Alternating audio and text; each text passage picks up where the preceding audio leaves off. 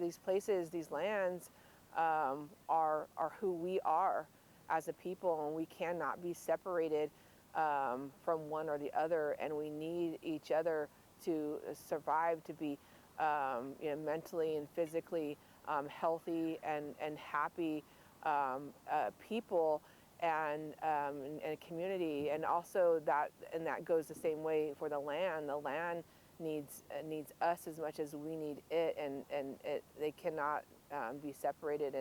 And if we are, then that poses those issues that we have, those traumas that we've faced, throughout our lives.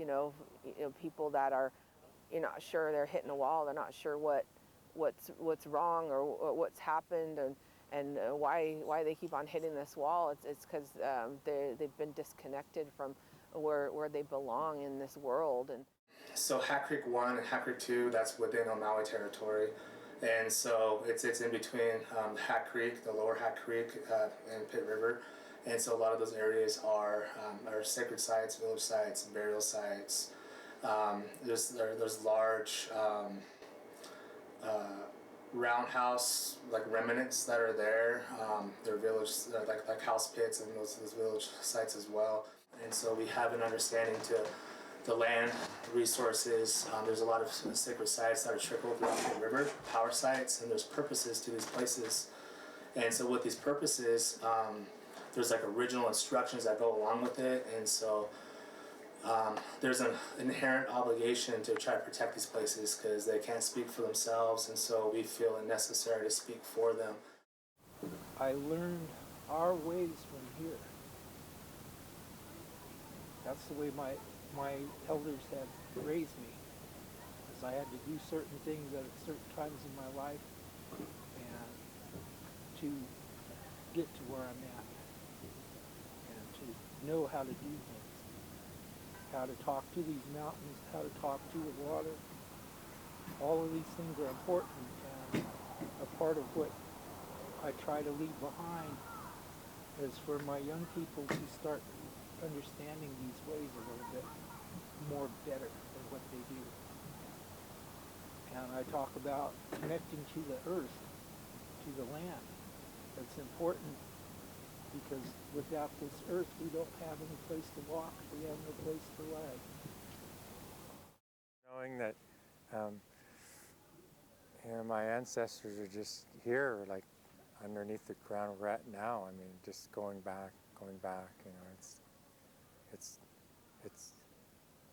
what my belief system, it's important to me, and that knowing that their bones are underneath where we walk or where we run, and they can hear us,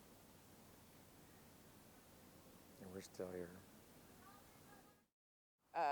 The topography of the Pit River, or the Pit River lands, it tells the story of our people. So if you go around different places in Pit River, there's there's stories about all those places and teachings. And so when somebody tries to come through, and which they have, they try to do mountaintop removal from Yet Ako to Yet all the way to Yet Techina, that is to me, it's nothing less than trying to erase us from history, which has been an ongoing factor in our lives. You wipe out the Indian, take their land, that's what you want. Get rid of them, take their land, and this is not the way you teach people in this, generation of genocide of what happened to our people. Is, let's change it. Let's teach these people now the proper way to treat people, and you don't just go and just take. I was raised as, I guess they call it like our old traditional ways. You take care of what's given to you and what's happening. The stories that I've heard ever since I was a little kid, listening to elders, man will destroy the world all on their own, and I've seen it. The changes of the water, the air, the animals. our people aren't doing like they're supposed to. You're supposed to pray to the snow, and you're supposed to pray for the snow. You're supposed to pray to the rain. You're supposed to pray for the rain. And when our people did that, everything was in balance, and now it's out of balance. And so these are things that need to be revived. The people need to start doing those things again. Just like when we smoke for these mountains, we're feeding those spirits. It's like when I take that food and when I put that in the fire, that was to strengthen the spirits of this land. It was to strengthen our people, because when I offered that plate, I prayed for my people. Because that's a part of those responsibilities. You know, working and doing repatriation, working in NAGPRA, you know, the importance of just leaving it there. Work with the Forest Service. When I worked there, we first started repatriating with the Forest Service. It's like, why do you have to take everything off the forest? Because when you remove those things, you're removing the site, you're removing the history of my people. Leave it there. I said, you guys can't take care of the land, give it back. You know, we'll be more than welcome to take it.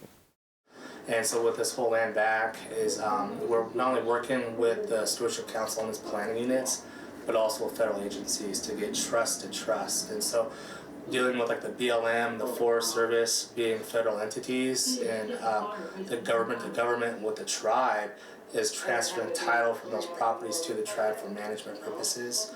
And for it could be anything for economic development, it could be anything with cultural revitalization, workshops, open areas, or training grounds. And so all that ties into this effort for land back. And so it's not as powerful as the occupation, but there's a lot of us behind the scenes that are pushing paperwork, correspondence, and engagements with these agencies and working up that chain for those the superintendents to really buy into what we are trying to propose to these guys, is that we can take care of this property better if than they, or manage it the best way that we can. And I'm like, you're going to give the land back to the people, give it back to the native people. The ranchers are destroying it. I mean, stewardship is just like, well, we got to do that. This is not what you got to do, because there's laws that protect certain things. And that's like I said, sometimes you've got to use their law that they've written against them. Like I said, I read and I highlight. We use this against you today, or maybe I'll use that against you tomorrow. Or it's a battle of getting our lands back. Pit River people, we're not a economically large casino tribe that has lots of money and whatnot, but you know what, we're rich in our culture and of our knowing of who we are and where we're from.